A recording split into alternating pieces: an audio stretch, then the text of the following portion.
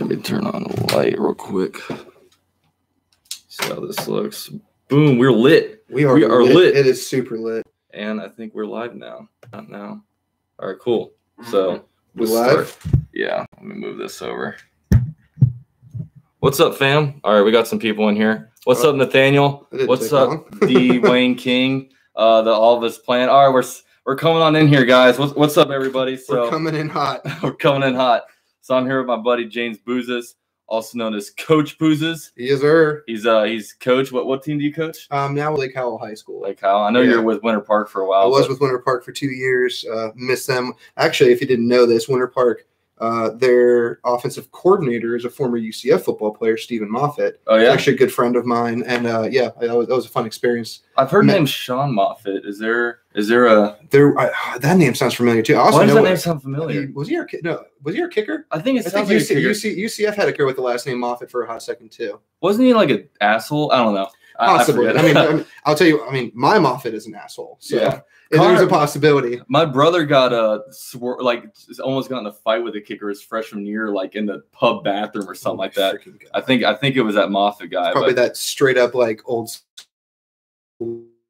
like soccer hooligan mentality. Yeah. But what's going on, everybody? We've got some people saying they're big fans. What's up, Devontae? What's up, Anthony? Here, boy, Beanie. What's up? No AirPods, gang. I like it.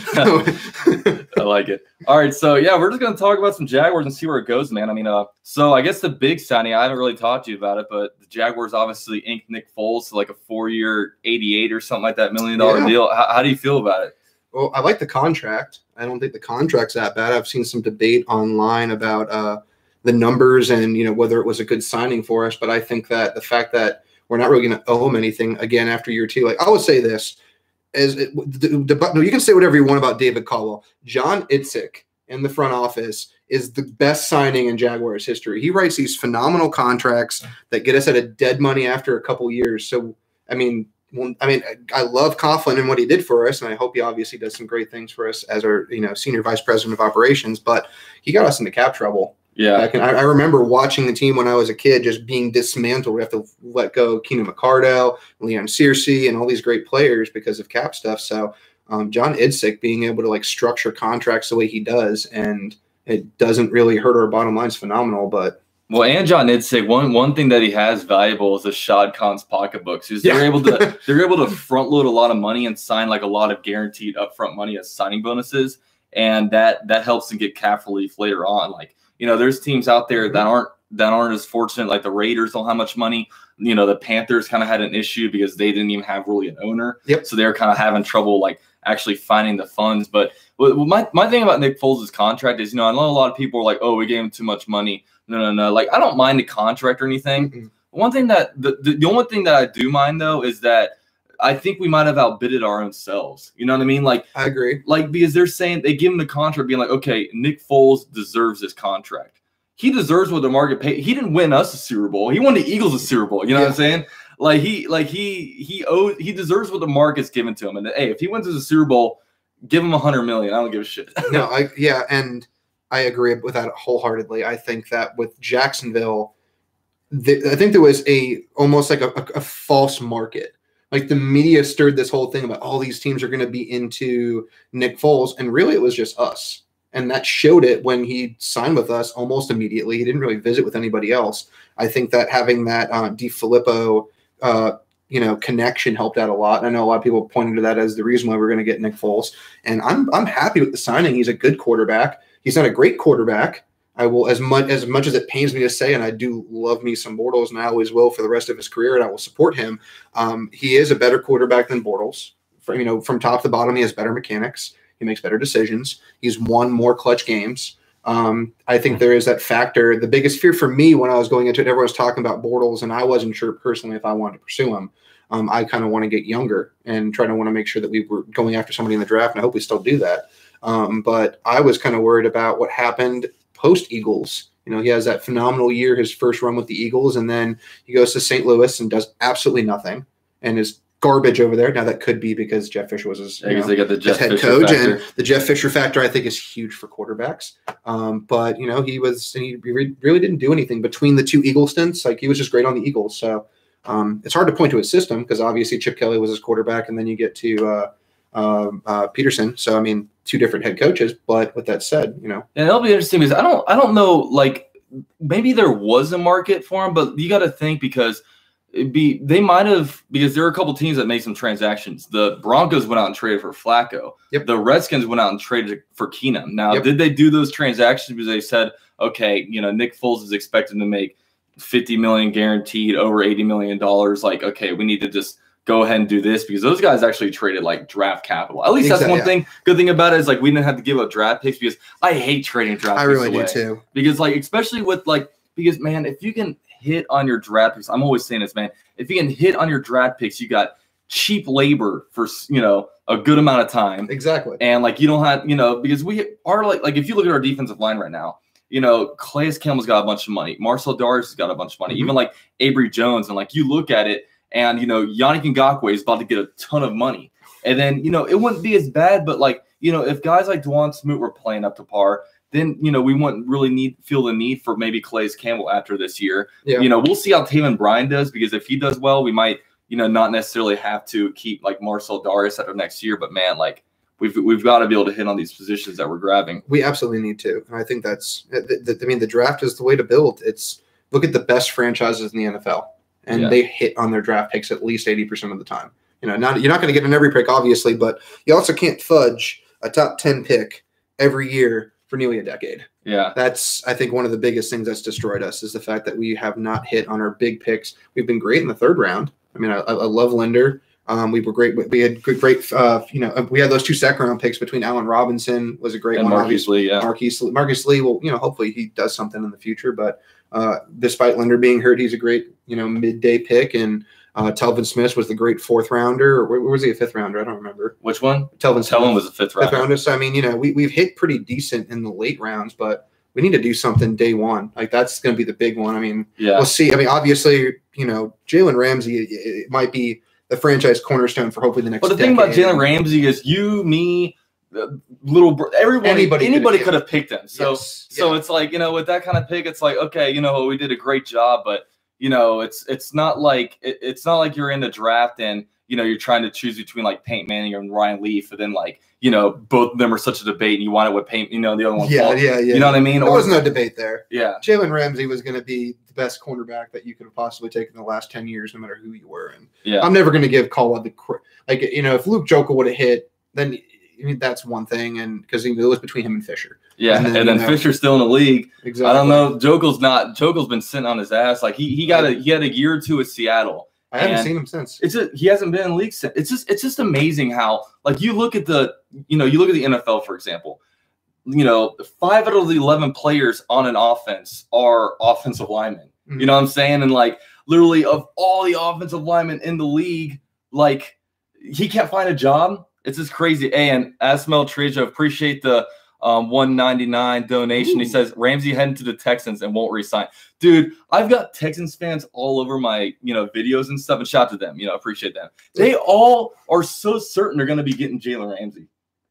Like it's like me saying, okay, we're going to get DeAndre Hopkins. How weird is that? See, my thing with the Texans is, hey, they had an all-pro cornerback on their team. They gave him to the Jaguars. You know what they're doing now? They're like, oh, maybe we should get Aaron Colvin. Oh, maybe how about Deshaun Gibson? Maybe he'll. How did Aaron Colvin work out last year? Yeah, I didn't even pay attention to him. I'm sorry. Yeah, I don't know. I think he actually wound up getting benched later on in the year. The Texans, for me, are a team that like I hate because they're a divisional rival, but they're almost like a mosquito that like will occasionally buzz in your ear and you swat at it. Yeah. And then it kind of flies somewhere else in the room and you forget it's in the room. Yeah. And then it'll pop back up again and annoy you. Like to me, it's the Titans. Like I hate the Titans. Yeah. I don't care if the Titans are 1-15 or 15-1. I want them if their bus lost its wheels and it tumbled and everyone got maimed to a point where they weren't seriously hurt, but they couldn't play football anymore. Be completely okay with that. Yeah. The Texans, I don't really wish it upon me. Titans fans drive me nuts because they're always on my videos talking shit. Like I love Texans fans. I mean, James Harden's in here. He's a Texans fan. Asmel is a Texans fan. We probably got a couple others I don't even know about, but yeah, they're all over this stuff. But we were kind of talking about Nick Foles earlier. Mm-hmm. So now let's go ahead and like talk about the draft in the senses. At number 7, do you think if like Dwayne Haskins is there, or if say Kyler Murray falls or something like that, do you think Nick Foles takes us out of the running to get one of those quarterbacks? If we're a smart football team in the front office, which obviously we have not been in the past. But I don't think it should, because I think that I'm on the firm belief that if there's a great quarterback there, you can never be deprived of too many great quarterbacks. I mean, that's the one thing that you can always have great excess of, because at least you have capital there, because, there's always going to be a market for a good quarterback. If Nick Foles wins you pretty solid games the next 2 years, then great. Maybe he has good draft, not draft, but good trade value there if you want to get a Haskins and let him develop. Or you trade Haskins even if Foles is just blowing it up and you're like, let's focus on him being the franchise quarterback. Maybe he plays at such a high level you can't get rid of him. So I think that between those two things, like it would, if you're a good team, you should draft a quarterback, whether it's in the first round, or through the seventh round. You find a way to draft a quarterback every single year. Yeah, and give a big shout out to One Giant Rebuttal, the $50 donation. Dude, here's a question. Assuming Dwayne Haskins makes it past the Giants, do you think you could draft him for the future? I know it sounds crazy. But Foles is not a guaranteed thing, and you would be hedging your bets. All that being said, Taylor is probably the pick. Dude, One Giant Rebuttal, really appreciate that donation, man. That's a huge donation. It's pretty sizable right there. Yeah, very sizable. Assuming Giants make it, Dwayne Haskins, do you think he'd draft him in the future? With my thing right now is that if we were in a situation with a new GM, new head coach, guys that, we're new with the team, I think, guys that have a few years, I think they'd be all for potentially getting, Haskins. A new, like Haskins. Yeah. But here's the thing, Dave Caldwell has been a GM of the Jaguars since 2013. Doug Marrone just came off of a 5-11 year. You know what I'm saying? Like, they're in trouble. If they go 5-11 again, they're all gone. So they're going to be making picks to help you out right now. They're not going to be making picks, to help out, maybe their future coach. So they're going to get a guy that's going to be a day one starter, or maybe even a defensive end or defensive tackle guy that can rotate in there. They're going to get a guy with immediate impact. Yeah. And that's the thing. But here's what I think. I think the Giants are throwing out smoke screens like crazy. I think so. Giants are getting Haskins. Yeah. Because here's the thing. Like, first of all, like these GMs and stuff like that, they are, so tight, they keep everything they have secret. So why am I hearing all this stuff about, we really like Daniel Jones. We really like Will Grier. We could be extending, Eli Manning through 2020. Oh, well, how about this? Dwayne Haskins doesn't fit our system. Fit our system? You have Eli Manning as your quarterback. What do you mean he doesn't fit your system? I think what they're doing is they really like Haskins. And I think that they see the Broncos number 10 right behind them. They see the Redskins back there. I don't think they want teams trading up to get him. I don't think they want to use their draft capital to trade up to get him. And we feel like this is, a year where they might be a little bit down. They currently have a lot of cap space, and 2020, they've obviously got a lot of draft capital this year. So, I think they're in a situation where, get Dwayne Haskins, let him start a little bit, get him through his rookie thing. Then all of a sudden, dude, in 2020, with, all the draft capital that you've used to get these guys, you got a lot of money to spend, all this stuff, man, I think it could be, I think they're getting Haskins. I think so too. I think for that, Haskins is one of the better, and I think that people are underplaying how good of a prospect he is as a quarterback. He's got a rocket arm. He threw for over 50 touchdowns in the Big Ten, where they play very good defense. And he plays, some of the best NFL talent that comes, into the draft. So you have a really good quarterback. You've got a quarterback that is not only aging, but declining heavily in his mechanics and his ability. He doesn't have, they just got rid of arguably the best receiver in the NFL. This is a great time to hit the reset button. And I think what you just described, knowing that you have the Broncos there at number 10 with capital to move up if they want, and knowing that you've got numerous other teams behind them that could draft a quarterback, you don't want to spend your entire draft to move up and get a quarterback if you don't have to. Yeah. Set the smoke, because that Murray's number 1. You're going to have some of the best defensive line talent to come out in the last 15 to 20 years, arguably, between Ed Oliver and you've got Bosa. You got that defensive line. Rashawn Gary. Yeah, you got some great talent that can go anywhere between 2 and 10. So that right there, between those 4 players, you can probably negate down to maybe 3 other teams that could either move up or move around to get a quarterback. Yeah. So the best case scenario is the Giants put up that smoke screen. We like a bunch of other quarterbacks. We're going to go in another direction, just like we did last year with Saquon Barkley. and hope that he just slides to 5. So you don't have to trade up to get him. You're hoping that the Broncos go, oh, well, if they're going to go for Daniel Jones in round 2, maybe they trade back, then we can just sit tight at 10 and Haskins will follow us. And you kind of create that good, that smoke screen. I hate to beat that word in for, your organization. But, hopefully if Jacksonville is smart, they'll take Haskins for the future because you can, like I said, you can never have too many quarterbacks. Yeah. In worst case scenario, we get good old Hawkinson, and we have the arguably a Travis Kelce type player for the next 10 years, but we know Jacksonville isn't going to do that either. We're probably going to take a defensive lineman and continue to stack that team like Tom Coughlin had. Yeah, I want to get to that point in a moment. I can give some shout-outs. Cowboy X Fighter says, hey, UCF Jaguar, your friend knows football really well. Ooh. How about that? Well, thank you. Plano Jag says, Taven Bryant wasn't an immediate impact. No. Yeah, but I think last year they were in a situation where they could they could afford to kind of get more like talent for the future. I will also say they did not play him in position. People forget that. Taven Bryant, they played him at defensive end. That was dumb. He's a 3 technique. He's a guy that you put on the outside shade of the guard. He penetrates. He creates chaos. He's got a great first step. He's got explosive hands. He is a traditional 3 tech. And if you would have played that from the beginning, because if you did not have a Malik Jackson, then I think he is an immediate impact. Because you saw the moment they moved him inside and they moved him away from big end, he started producing. Yeah, like the thing is, and they put him at big end, and there was some. I remember one thing. I think it was in the Dallas game where he was literally completely turned around and lost. Like, don't put him in space. No. Put him in the interior. The guy's, he's got a quick get off. He's powerful. And just let him learn that position. I mean, they had him playing like, defensive tackle in the preseason. They all of a sudden had him kind of moved him out to like defensive end a little later on. But yeah, I agree with that. But we got 72 people watching, man, and 12 likes. Be sure to drop a like if you guys can, man. If you guys like my friend's analysis, I got his Twitter link down below, man. Definitely give him a follow. If you ever have any questions for him, definitely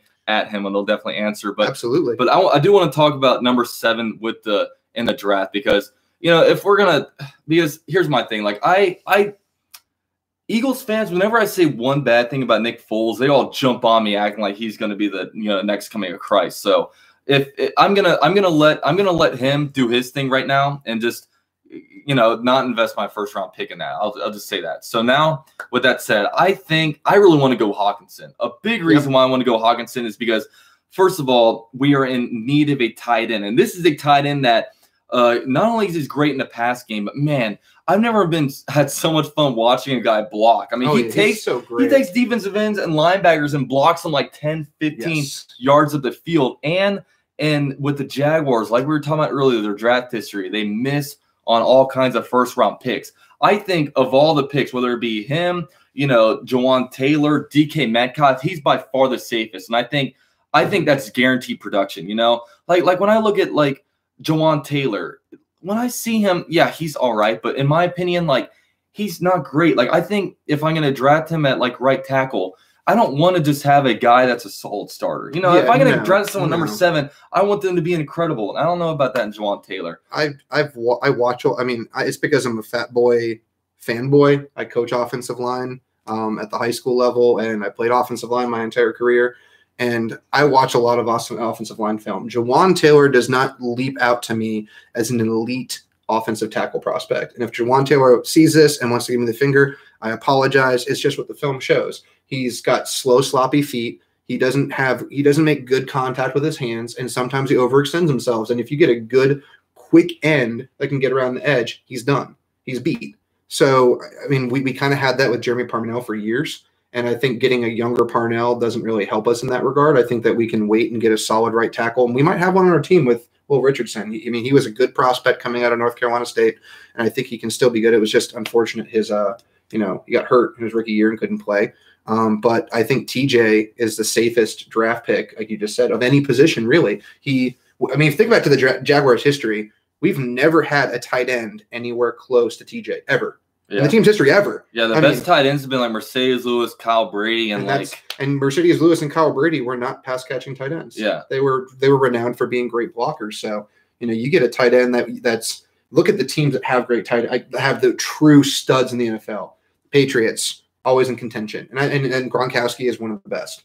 Zach Ertz, I think, is one of the most underrated players in the NFL. He is just a stud of a tight end.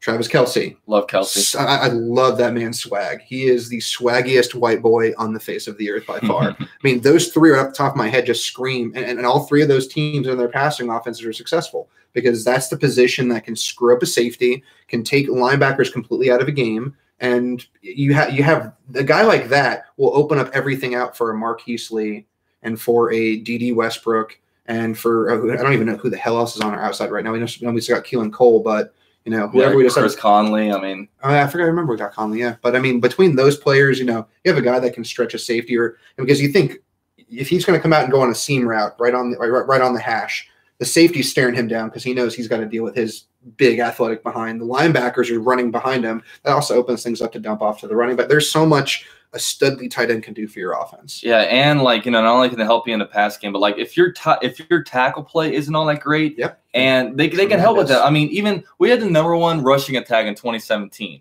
We had a rookie starting at left tackle, and we had bum ass Jeremy Parnell at right tackle. Like Mercedes Lewis was in there helping out, clearing lanes and stuff like that. He was the third tackle. Yeah, so I mean, it's just I think when people say you shouldn't draft a tight end at #7.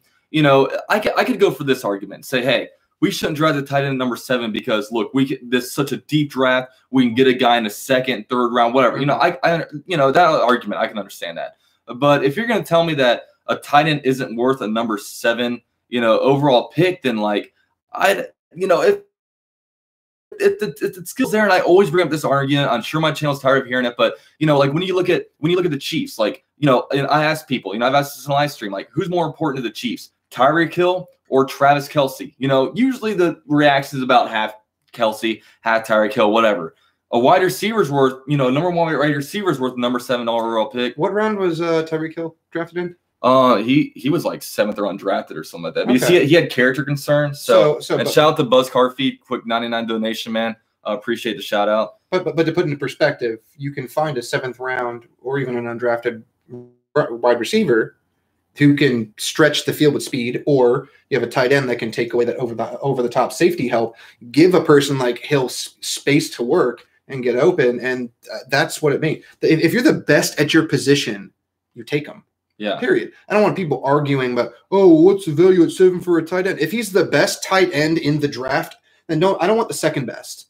I'm sorry, I don't want the second best. I don't want the second best tackle. I don't want the second best quarterback. I want the best player that I evaluate at that position. And if it's TJ Hawkinson, then you freaking take TJ. I don't care if it's #1 overall. I would not be mad if we had the #1 overall pick and we took the best tight end in the draft at #1 overall. Because if he changed your offense, which that's what a good tight end does, he changes your offense. That's fine with me. Yeah, I'm completely okay with it. And I just get so jealous. I just remember even watching the Steelers on Monday night game, I think it was, and I just see Vance McDonald run down the field, and he totally stiff arms that guy into the sideline. Yeah, I'm sitting there. I was like, nobody on our team could do that. No, I want to tight end just manhandles guys like this. No, we do you remember that happened to us? I mean, I'm not going to say his name because he shouldn't be named for the team that should not be named. But we know all about being stiff armed. So, dude, we got to beat the Titans this year, man. We got to take that monkey off our damn back. Dude, it's funny.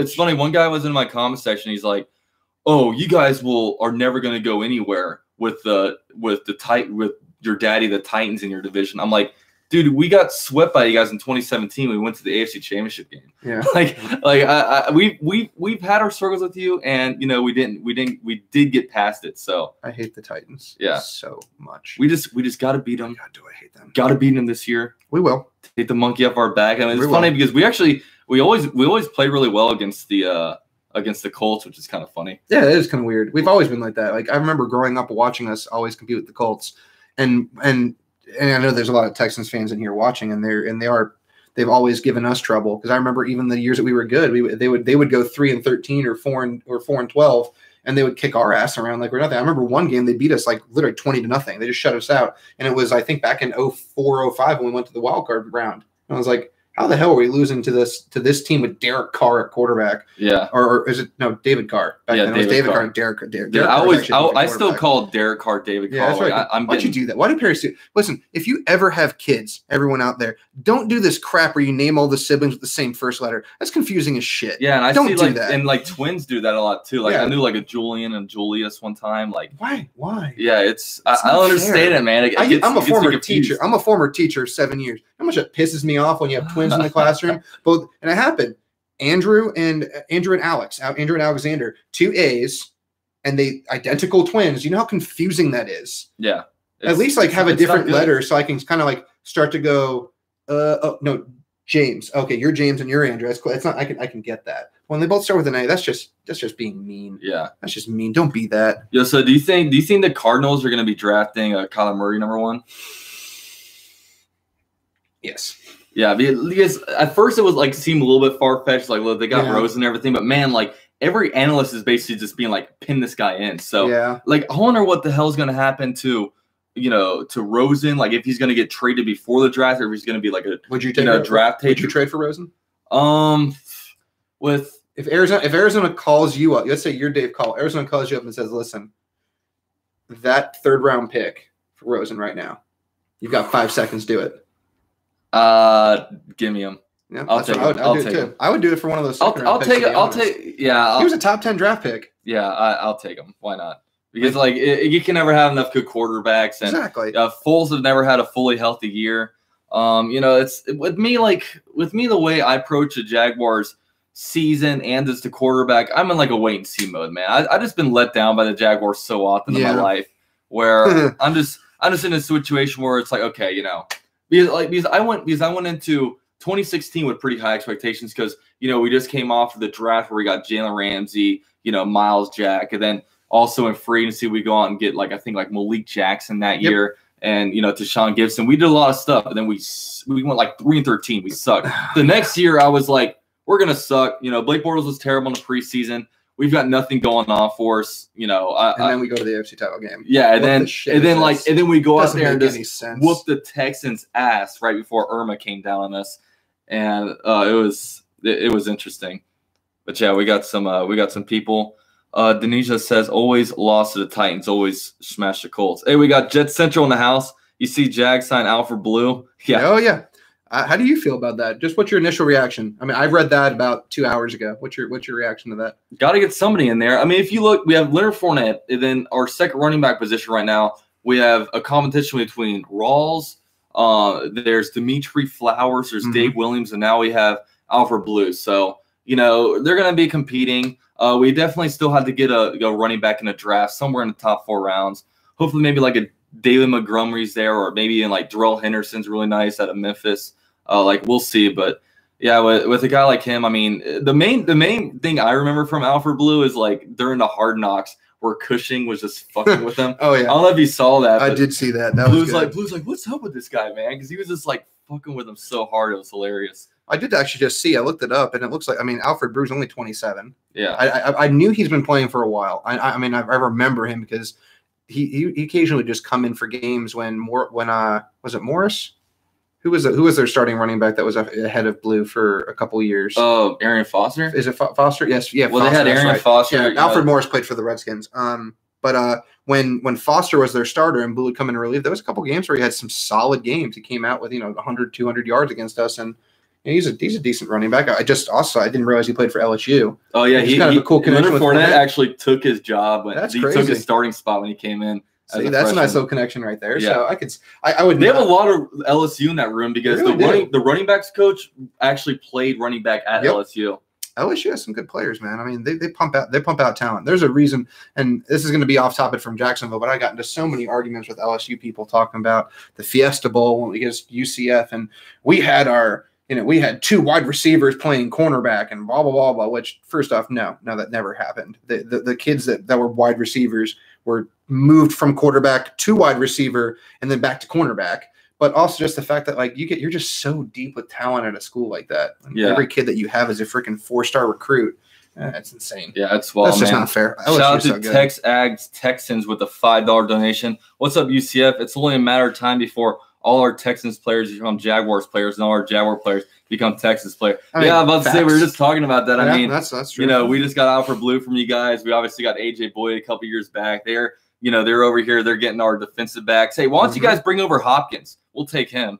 Maybe even Deshaun Watson. How about you guys? You know, we'll trade you Nick Foles or Watson straight up. You know. Yeah, no. And I saw, what was it? Go Apollos. I was actually just talking to this guy about a possible Apollos like promo coming up. Yeah, dude. So I mean, keep an eye out on that for him. He might have some. Keep an eye on some tickets. Yeah, some free. If you're in Orlando and you want to see some Apollos games, there you go. But yeah, shout out to Tex Jags for the donation. I saw somebody, Denisha, I don't know if I'm saying that right. He says, haven't heard about Grant yet. Yeah, Grant right now is unsigned, and I think there's a lot to his injury. Because, I think so too. Because like he had like a Liz Frank type of injury, which I'm not a medical guy. It's borderline career ending for a running back. And I remember I was at the Kansas City game when he got hurt, dude. When he got lifted up, he couldn't put any weight. Sometimes you see a guy with like they have an ankle thing or even an ACL, they're kind of like putting a little bit of weight, no weight. And with how small he is, with the speed and at the running back, he had to cut a lot.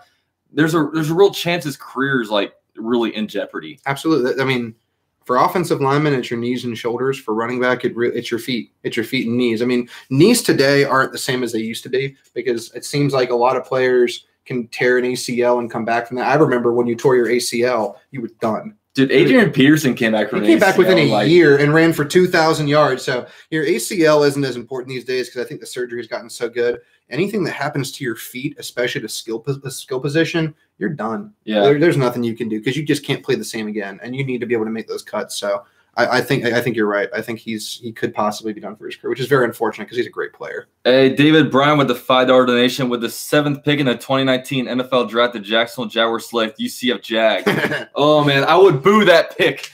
I would. We don't need us.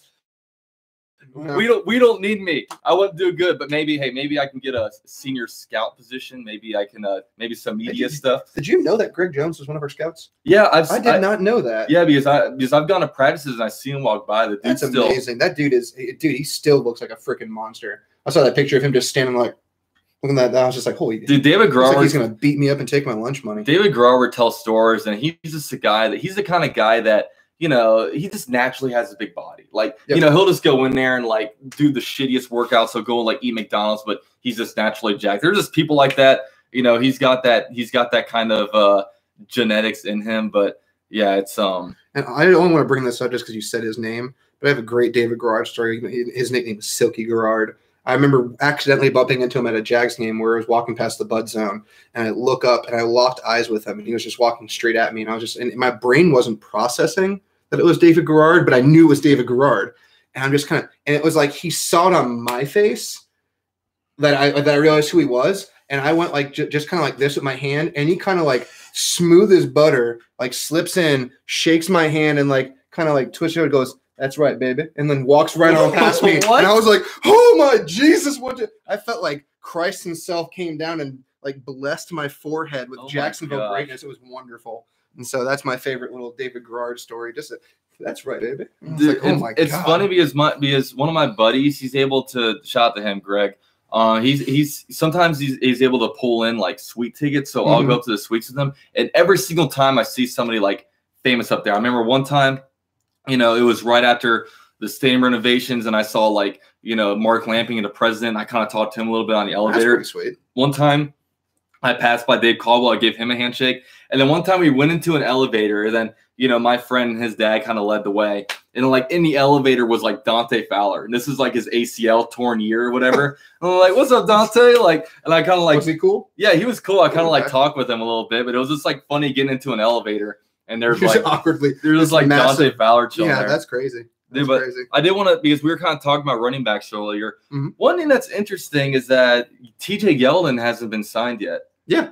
I've noticed that. He's a nice player, but man, like there must be something to the whole his attitude type of thing. Because I remember it kind of came out at the end of the year, after he was kind of pouting on the bench with Leonard Fournette, that apparently it wasn't a great influence on Fournette. And, which is weird because I always just saw him as being like a quiet guy. I didn't think he really talked much, but like because he brings a nice like skill set, great third down guy. He can pass block really well. He, in the open field, he's good. And he turned into a pretty decent runner. But, I mean, the fact that he's unsigned, there's got to be something to that.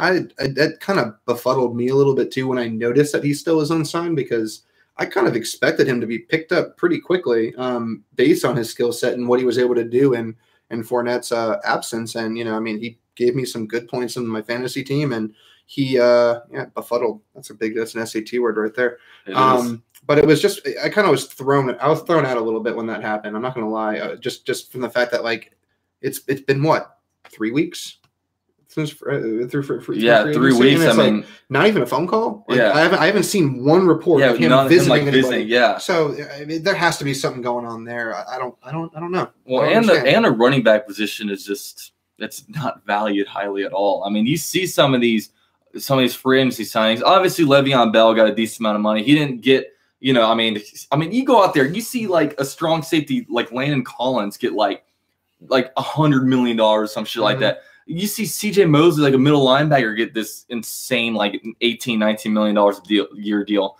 But, you see Le'Veon Bell get like $50 million. It's a good amount, but it's not as much as these other positions. I mean, the second best running back in free agency, Tevin Coleman, got like a 2-year, $10 million deal. Yeah, it hasn't been I would say this hasn't been the craziest free agent class I've seen in a hot second. Yeah. In terms of like deep, high price talent. The fact that Collins was let go blew my mind, because I thought he was going to be on the Giants for life. Yeah. The fact that he is not anymore. And I'm kind of surprised about a couple of the transactions. A couple of the players are still out there. I think that there's still some good football players that are left to be signed, and we'll see how that plays out. Yeah, man. You're out there, a high school coach, man. If you see a really good athlete at running back, be like, yo, switch a wide receiver. You're not getting any. They're gonna run you to death, and you're gonna have to retire when you're 30 years old. You're not gonna earn as much money. Like these guys have to switch to damn wide receivers nowadays. Absolutely, especially with the offenses we play, because basically you're a wide receiver coming out of the backfield. Yeah, and a lot of these, like, a little spread out, dump it off, and I would play wide receiver if I was anybody. I don't want to get hit every play. Yeah, it fucking sucks. I hate getting hit. Unless you're doing the slant route and getting buddy pass right into a linebacker. That's okay. Yeah. That's always, man, that always looks so painful. Like when I watch these guys, I mean, these wide receivers are in the NFL, man. They're tough. I mean, I see guys like Cole Beasley gets his head knocked off after going, on these slant routes. But the boy that I watched take the worst hits ever throughout his career, and it's someone that a lot of people forget, Wayne Corbett, who played for the Jets. Yeah. That man took so many hits that made my jaw. I felt like I had to pick it up. And like every time I watched him get hit, I lost a year of my life. It was hell. Just on the Jaguars, D.D. Westbrook took a shit ton of hits. Oh yeah. Man. Oh, and then he weighs like what, 180 pounds? Yeah, I mean he got right back up. He needs to eat some Wheaties. You need to call your boy and tell him you need to start eating. Dude, I stood right next to him, dude. We're like the same size. Yeah. Obviously, he's a little bit bulkier than me, but I mean he's 6 foot. He's I think he's like 185, 190 pounds. Like. He's definitely like not very heavy, but no, he's tough as nails though. And I think playing at Oklahoma definitely helped that quite a bit. Yeah. Damon Bryan says, who's the 7th pick? Who's the Jags drafting this first round 7th pick? Is it who we want or is it who we think they're going to take? I'm going to say TJ Hawkinson because that's who I want. And I think if they're smart, that's what they're going to do. So I'm going to give them the benefit of the doubt. I'm going to go the opposite. And I think they're going to take and now again, I wouldn't be super mad. But if they took like a Sean Gary or an Ed Oliver or something like that, man, I would be pretty upset if they went Juwan Taylor just because of what I've seen.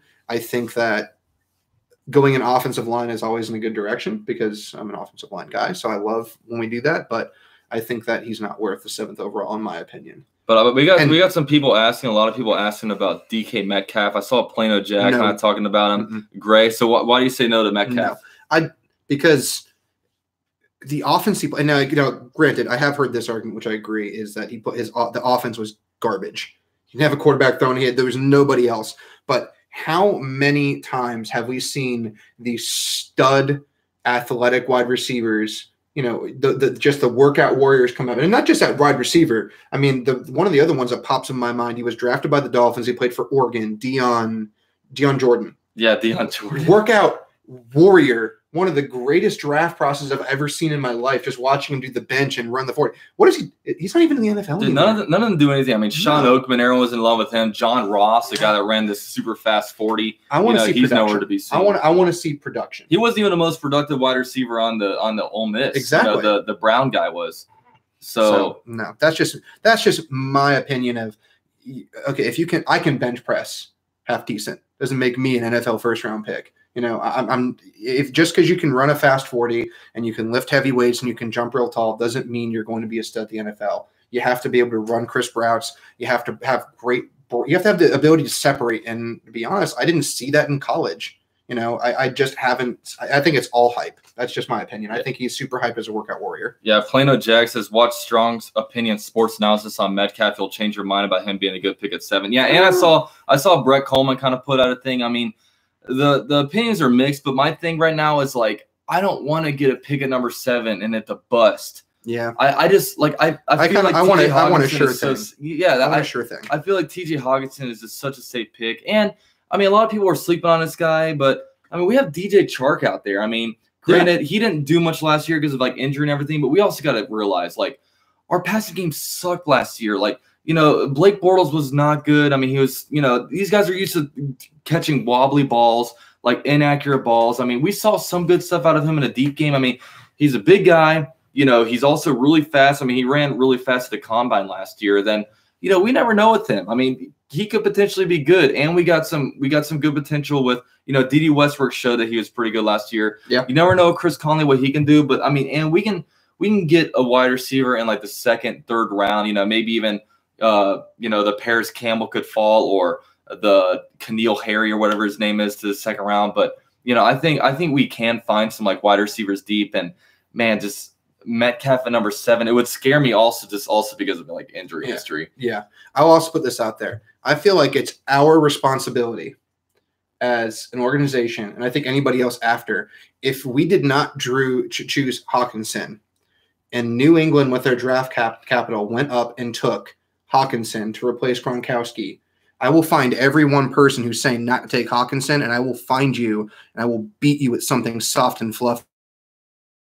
Because that would be horse crap if New England took him again. I have a gut feeling something like that's going to happen. Like we're going to pass on him, and he's going to slide into that 14-15 range, and then suddenly you're going to see New England hop up, trading one of their first round draft picks in a third and a sixth, and they're going to take Hawkinson. I'm going to be so pissed off that that's what happens. The NFL just needs to make a pact. Don't trade with New England. No, it's a trap. Not allowed. It is a trap. It is the trap. definition of a trap. Do not do it. Especially for players of theirs. Yeah. How many teams need to take a New England player and find out he actually sucks and that everything was Tom Brady and freaking Bill Belichick for them to realize to stop trading with them? It drives me insane. It's not fair. It's just not. Until that man's gone, until Bill Belichick perishes, do not do anything with New England. Plano Jack says, just let Foles pick who he wants. Maybe he'll pick Hawk. Yeah, I agree with you. Yeah, I think he would in a heartbeat. I think that would be the number 1 pick. Sean the Real Jordan brings up a good question. Like, UCF, what do you think of Leonard Fournette? Can he, like, stay healthy? Now, Leonard Fournette, like, I remember last offseason, I was being a little bit quiet about him because, he obviously came off a good year and, like, he was number 4 pick. So I gave him the benefit of the doubt.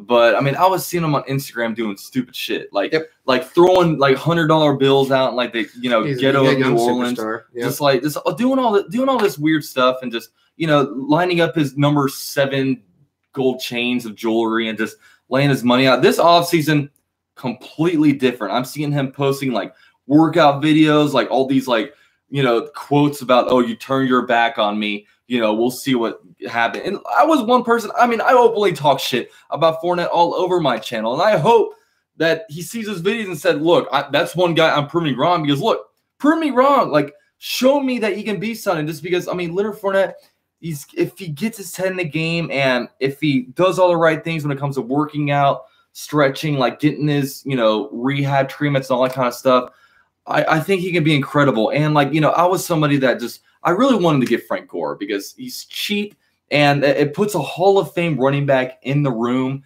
that he can copy, because that's one thing that Maurice Jones-Drew did with Fred Taylor. Yeah. He said that he literally copied everything Fred Taylor did. And I mean, if you were to have like a Frank Gore like that, running backs don't play until they're 35, 36 years old at a decently high level if they don't have that behind them. But man, like Fournette, hopefully everything works out. He's a beast. I'd love for it to happen. I think that, and I've openly criticized him on social media and everything too. And I'll say that I was sitting down, I was looking at jerseys and fanatics.com when there was a nice sale, and I had Ramsey and Fournette as my choices, and it didn't take me more than 3 seconds to pick Ramsey. I'm sorry. Yeah. But, it's not like we don't want him to be successful. Yeah. I don't think there's one Jaguar fan that's like, I hope Leonard Fournette fails. Absolutely not. He's too high of draft capital for you to hope that the 4th overall picks that you invested your organization in for him to suck. I would love for him to be phenomenal, but prove it. There's a lot of chirping. There's a lot of talking all the time about how great he is and what he can be. There's a lot of this. Do it. And I'm going to be honest. That his rookie year, I didn't think it was it. Yeah. I didn't think that was that great of a year. I really didn't. I think that it was an average year. Barely 1,000 yards. You had some a lot of carries. A lot of carries. That's why his yards per carry was super low, even with those 2 80-yard runs. Yeah, I mean, he didn't. And again, I saw some maturation, especially last year, of the vision of seeing the hole and actually hitting the hole, because he did that a lot as a rookie. The hole would open up to his left. It was an easy cut back when he could have taken for to the house, and he just put his face right behind an offensive lineman, got chipped up, gained 2 yards. So, I mean, he has the opportunity to be great. He has the tools there, but he just needs to actually, do exactly what he's doing now. If he would have done this from the get-go and worked his ass off in the offseason and actually studied and had that chip on his shoulder of, I'm going to be the best running back in the NFL, then he's definitely has a skill set to do it. Yeah, and he's just so used to downhill running, and that's one thing about Foles. Like, he's better in the RPO than Fournette is a downhill runner. I mean, he's just got to learn to be slow to the hole and then burst through it once he can. Because and I did see, because I remember one run he had in the preseason. Like, I mean, he was looking and he was cutting all around. I mean, it was like amazing. But I want to see more from him. And like, last year I felt a little disrespected by him because, I mean, he goes to the media and basically says, "Oh, I could be in better shape" or something like that. I mean, he threw a damn punch during a game and got like kicked out. I mean, it's not like something that. It was like, someone pushed him and then quickly he ran for the sidelines. It was so like premeditated. Like he knew, he had so much time to think about it. And I don't know. It's just, he drove me nuts last year. I really hope he can come back, and I'm going to be rooting for him, because if he's good, then, then it's great. But it just sucks to think that, man, like, maybe what if like Leonard Fournette and Saquon Barkley could have just switched gears? Oh, could have had Saquon. Oh my gosh, Saquon I think is the best running back in the NFL. You're getting me hot and bothered now. I don't want. We gotta imagine this kind of RPO offense with Saquon Barkley and Nick Foles at quarterback. Saquon I think is the best running back in the NFL. One can dream. Unpopular opinion, but yeah, I think he's the best running back in the NFL. I don't think that's an unpopular opinion. I think that's a dead on opinion. But yeah, Andrew says, UCF, would you be shocked if the Jaguars went a different direction, like taking Burns, Williams, or someone like D-line or DN? I'll tell you, if Williams, what's it called, what's his name? Quinnen Williams? Yeah, Quinnen Williams. I was like, I got a mock draft right there, so I was going to pull it up. But yeah, Quinnen Williams, if he's somehow there at 7, you take him. Get him. Yeah. Run and get him, because that dude is the next Aaron Donald. I mean, this guy, every single play just dominates. He's crazy. I mean, then if Nick Bosa is there, he'd be someone I'd want to take, but it'd be interesting. I mean, I don't know if I'd want the Burns guy just because he seems really like thin. He seems a lot smaller. I think his body frame isn't there. He's more of a 3-4 kind of outside linebacker type. Yeah. But I wouldn't mind like Rashawn Gary. I think Rashawn Gary could be good, but I think that it wouldn't. The guy asks, would we be surprised? Absolutely not. Yeah, I wouldn't be surprised. I would not be surprised in the least bit. TC loves his big men. He does. He loves I will say, I was surprised when we took Taven Bryan. I'm sitting there staring at the screen. I think we're going to be getting that guard out of UTEP, who's playing for the Giants right now. Will Hernandez. I'm just like, he's there. Let's get him. And then Taven Bryan. I was like, huh? Would have been nice. This would not be the year I'd be surprised. We have a lot of questions about Alfred Blue. Everyone wants to know our thoughts on him. I mean, Alfred Blue, it's just, it's a depth signing. He'll be a running back 3-4. I mean, I really think that our running back 2 is somewhere in a draft. Possibly. I think he could be a running back 2. I mean, he was running back 2 in Houston for a while, and he's only 27. Doesn't have a lot of yardage on him. I think that he can be solid. He catches the ball half decent out of the backfield. I think that watching, I mean, we got to see him play twice a year, every year for the last, 6 years. So I think he can be a solid player for us. Hopefully, and hopefully we'll see if he. I wouldn't be happy. I'd be happy if he was our running back 2 or even 3 would be fine. And now that we don't have unfortunately our buddy Grant is hurting a little bit, but he's a nice veteran presence. He's 27. He's got the age behind him. He can definitely help command that room. Hopefully that's what that attitude that he has of being in the room with greats like Foster. That'll help him transition into our locker room and maybe light a fire under Fournette's ass. Yeah, that'd be wonderful. Yeah, I feel you. So we've been live for 49 minutes. We'll probably go for another 10 minutes, make it a solid hour. We'll start fielding some questions. But Chuck Sharp says N'Keal Harry is the best wide receiver in the draft. Really think he would be a great target for Nick Foles. Yeah, he's a nice player. I think Arizona State is where he's from. Big old dude. I think he's 6'2", 6'3". I mean, he wins one-on-one battles. I mean, that's one thing when I say maybe not draft DK Metcalf number 7 because there's going to be guys like that available in the second round and even into the third round. It could be pretty cool. But Gray says he'll be the veteran back on the team in reference to Alfred Blue. Yep. Yeah, I could see that. I agree. Sean says, do you think we need a big name wide receiver like Dez for Foles? Big name or I don't think we need a big name. Yeah, big name. I mean, big name. I mean, talented maybe, but. I mean, I don't know about. I'd rather get Brandon Marshall than Dez Bryant. You know? Dez Bryant. I mean, he's coming off an Achilles tear or something like that, and the guy just chirps too much, man. I've never been a big. I mean, I understand. He's passionate. He's not necessarily bitching, but just seeing his antics on the side, I hate that about these wide receivers. Like OBJ proposing to the kicking net. It's just. I don't know. It always drives me nuts. I had that question. Who do you think will be Foles' favorite target this year? I think on the current roster, I think Chark. I think that's a great one. I agree. Because Foles likes throwing it deep. He really does, and you can see. I mean, he targeted. I mean, he had Alshon Jeffrey, and who's that other cat? The other decent receiver. Aguilar. Yeah, Aguilar. Aguilar could be the D.D. Westbrook. I 100% agree. I think that. I would definitely put Chark up there. I would love to say that his big target's going to be T.J. Hawkinson. Yeah, but we'll find out then. See, one reason why I say Chark is because when you look at Nick Foles, one thing that I was always really impressed with him is he'll drop back and see the pressure coming, and then he'll throw it up to a spot where he's get under this ball and only to a spot where. It'll be out of the range of the free safety. It'll be, out to where the cornerback will be trailing it and just let the guy get under it, I mean, the one thing I'll say, and I'm going to pull this up as we talk, statistic-wise, that I'm trying to remember, Foles does not throw that many picks, really. He's pretty solid with the ball. I mean, that one year when he was with Chip Kelly, it was 27 touchdowns with 2 interceptions. Are you? That's ridiculous.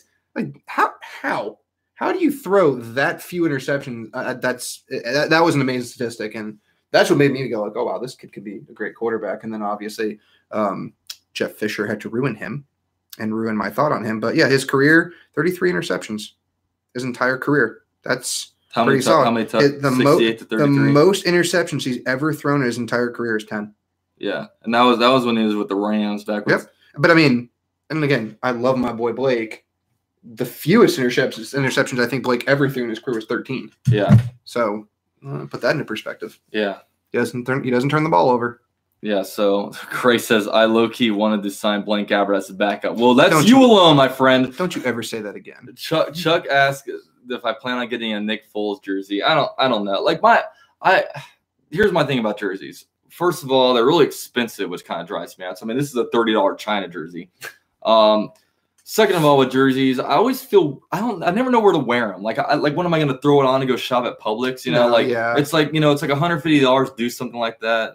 Get a jersey like that, and you get burned. You get a player. Next thing you know, 2 years later, he's off the team. Yeah, exactly. So then the jersey literally basically loses all credibility. I get it to try to sign it, and I want to put it in a shadow box, almost a nice little feature. I had my Fred Taylor jersey that I had basically my entire life, but. I had an amazing experience. I don't know if you knew this. A few years ago, he was actually signing autographs at the Sports Authority that was in Waterford, right down the road. Oh, really? I had to I had my wife grab my jersey, ran over and met him. He signed my jersey. I felt like a kid in a candy store. It was amazing. He's a beast. Because I remember when I lived in Jacksonville, I was in 6th grade, and I had I just broke my arm or whatever, and I went to the hospital, and whatever. At first, he had that soft cast, and then after a week or two, once the swelling went down, I went back to get a hard cast, and I went by the Jaguar practice. He was the first person to sign my cast. Really? Yeah, and he was awesome. Want me to sign that cast for him? I'm like, hell yeah! So he goes and do it once. Fred Taylor, dude. His water wet. What a beast! Yeah, and I ran into him because he does all the Jaguar. He's up in he does media stuff with the Jaguars now. Yeah, I've seen that. He does a lot. He does a lot of that. A lot of the commentary for Jacksonville.com and stuff. Yeah, it's pretty awesome. Pretty awesome. Yeah, love me some.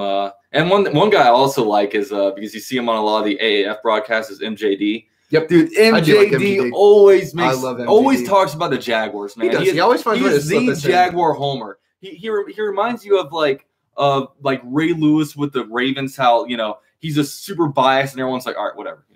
We understand. He does that with the Jaguars, and it's great. Since we mentioned MJD, I'm just going to throw this out since we only have a couple more minutes before we answer more questions. What's your favorite MJD moment? If we're going to talk I think my favorite one was against the Patriots, and he went running, and he ran into the back of Kyle Brady and literally fell down. And he gets back up and runs for a touchdown. I do remember that. I was there for that game. I don't know if I was or not, but I just remember it was so funny. He just runs in the back and just falls down and gets back up. They're like, where the fuck is he? And next thing you know, he's bursting through for a touchdown. I will never forget watching us versus the San Diego Chargers, and Sean Merriman comes off of he's completely unblocked, comes off, and MJD just puts him right on his butt. Good old 6'4", 260-pound of fat steroid juicing right on his ass.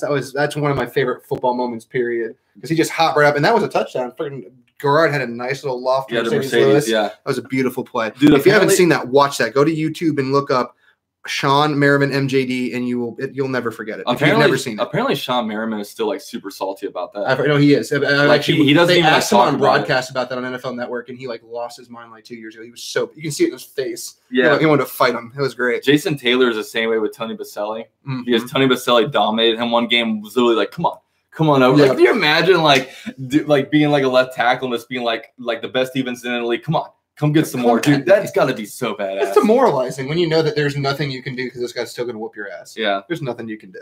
Plano Jag, he's an old school Jags fan out of Texas. He still has his Brackens jersey. Ooh. Old school. I was too young to see Brackens play. See, I got to see him. He was good. I have a signed Brackens hat. That's one of my treasures right there. See, I think the first year the Jaguars were around, I was 1 or 2 years old. So even the 99 season, I was 6 years old. I didn't really get I didn't remember that at all. I mean, I was so young. I didn't really know much about football. I was 11, and I still have my the Jaguars division champions. It's a gray pullover sweatshirt. I still have it that I'm gonna give to my kid one day. And I remember watching the AFC title game and watching us lose and crying. And so I've borderline cried 2 or 3 times in my entire life. Legitimately cried. I cried watching us lose to the Titans, and I cried out of pure, unadulterated anger when I read the article that was posted in Big Cat Country about how Greg Williams had our playbook in '99, and that's why we lost. My wife had to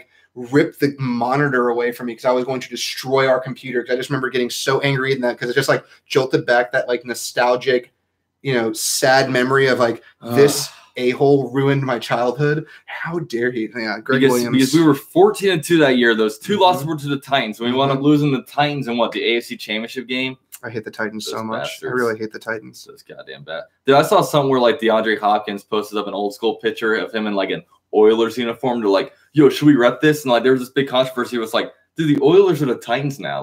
They have nothing to do with Houston. Exactly. Yeah, it's funny. The Sports Free Comics says, were you hungover UCF after Saturday? I was not hungover. I was hungover Saturday morning because I drank a bunch of whiskey Friday night. Yeah. But that's a whole other story. Someone was at the 62-7 game. That's an awesome game right there. Yeah, Miami Dolphins. Yeah, Plano Jack, he just said that he's 46, so he lives out in Texas. But that's awesome. Yeah, that'd be a good game to go to. Marino's last game. Dude, hell yeah. Absolutely. That'd be phenomenal. Someone asked, I think this is a good question, will Jake move Miles Jack outside?